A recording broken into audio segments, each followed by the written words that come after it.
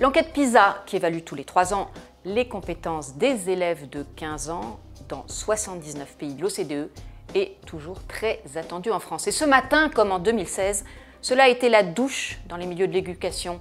La France se situe tout juste légèrement au-dessus de la moyenne de l'OCDE. Que cela soit en compréhension de l'écrit, en maths ou en sciences, les résultats sont à peine convenables. Peut mieux faire sera bientôt écrit sur le bulletin du premier trimestre de l'élève France.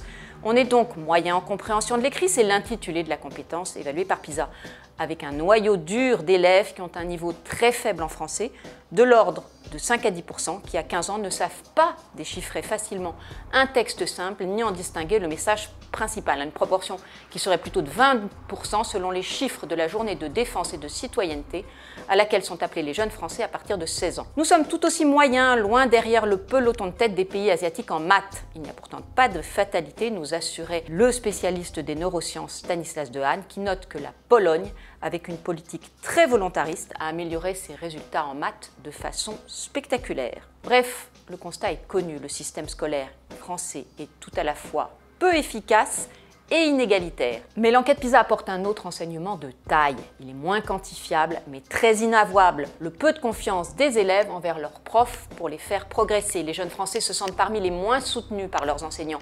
Seuls 57% déclarent que leur professeur semble s'intéresser au progrès de chaque élève. La moyenne dans l'OCDE est de 70%. Et près d'un jeune Français sur 3 pense que ses professeurs ne l'aident que rarement dans ses apprentissages. Ce n'est clairement pas l'école de la confiance, malgré tous les efforts de Jean-Michel Blanquer, ministre de l'Éducation qui lui aussi s'est arrêté sur certaines indications alarmantes et insiste dans le Figaro ce matin.